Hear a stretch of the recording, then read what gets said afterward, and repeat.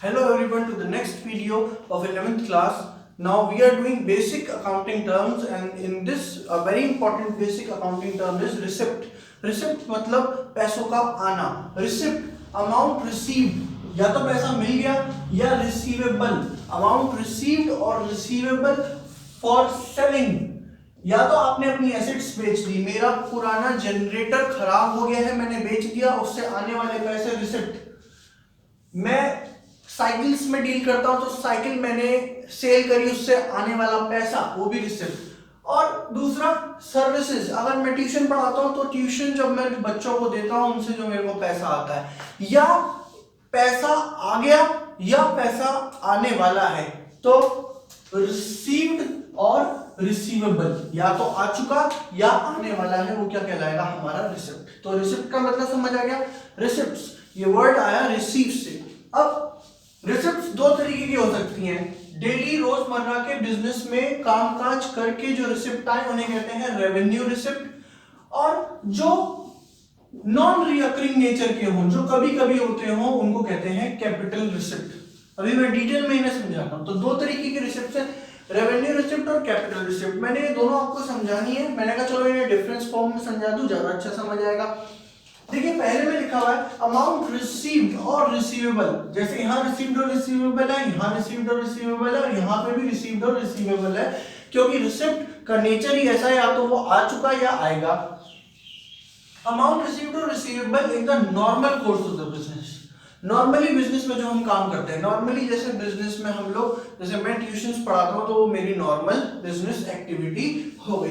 Capital receipt में क्या है, अमाउंट रिसीव्ड और receivable against transactions which are not revenue nature. ऐसी ट्रांजैक्शंस जो रेवेन्यू नेचर की नहीं है. फॉर एग्जांपल मैं बताता हूं, अगर मैंने बच्चों को पढ़ाया और मुझे फीस आई तो जो मुझे फीस मिली वो तो क्या होगी, मेरी रेवेन्यू रिसिप्ट. ठीक है.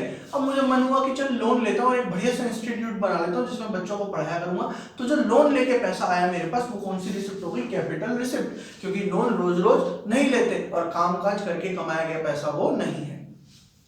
अगला है, इसका नेचर है रिकरिंग, बार बार होता है, फीस हर महीने बच्चे से मिलती है.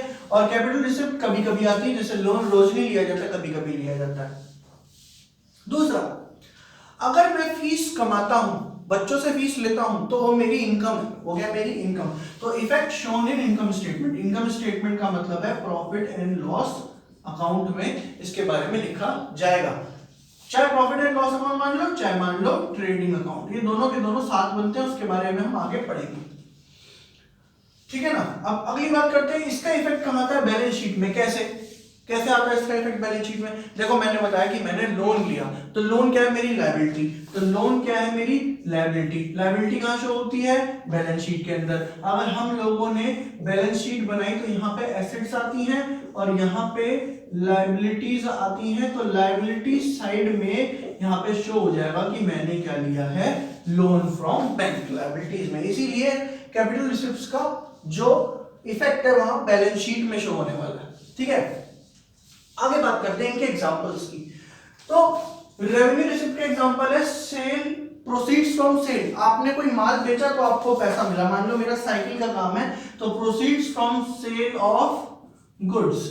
हमने जो अपने गुड्स को बेचा, जो हमारी साइकिल, मेरा जो प्रोडक्ट है मान लो वो साइकिल है, तो साइकिल जो है, जो मैंने साइकिल बेची उससे आने वाले पैसे रेवेन्यू रिसिप्ट है.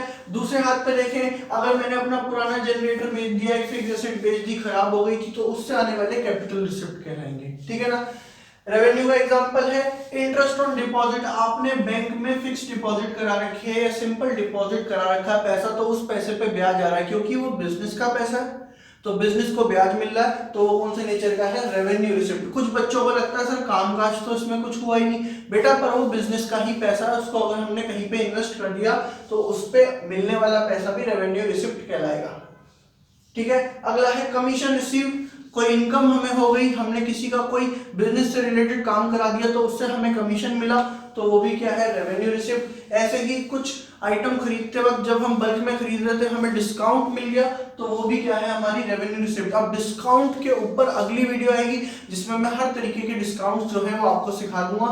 वैसे तो दो ही तरीके के डिस्काउंट है, कैश डिस्काउंट और ट्रेड डिस्काउंट. वो दोनों मैं आपको अगली वीडियो में समझा दूंगा. अगला है रेंटल इनकम। अगर हमारे बिजनेस की कोई फैक्ट्री है या हमारे बिजनेस का कोई ग्राउंड है जो हमने रेंट पे दे रखा है, तो उससे मिलने वाली इनकम भी कौन सी हो गई हमारी, रेवेन्यू रिसिप्ट, हर महीने मिलेगी। ठीक है, तो ये क्या हो गया, रेवेन्यू रिसिप्ट। याद रखना ये है कि बिजनेस से रिलेटेड बिजनेस की एसेट्स को यूज करके जो रीअकरिंग नेचर की आपको रिसिप्ट्स हो रही हैं वो रेवेन्यू रिसिप्ट्स, और जो नॉन रीअकरिंग नेचर की होती है ना वो सारी क्या है, कैपिटल रिसिप्ट। अगला एग्जांपल है रिसिप्ट फ्रॉम लोन। लोन लिया, पैसे आ गए, कैपिटल रिसिप्ट। एग्जांपल अभी मैंने पहले भी बताया था ये वाला। अगला receipt from sale of shares by the company to the share holder.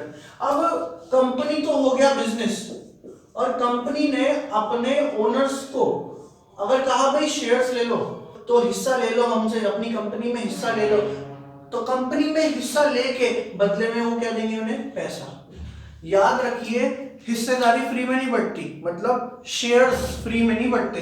अगर किसी बिजनेस में किसी को मालिक बनना है तो उस बिजनेस के शेयर्स खरीदने पड़ेंगे, और हिस्सा खरीदने के लिए, शेयर को क्या कहते हैं, हिस्सा खरीदने के लिए आपको पैसे देने पड़ते हैं। तो जैसे ही आपने किसी कंपनी का हिस्सा खरीदा, कंपनी के पास क्या आ गए, कैपिटल रिसिप्ट, क्या आ गया, पैसा आ गया, रिसिप्ट आ गया।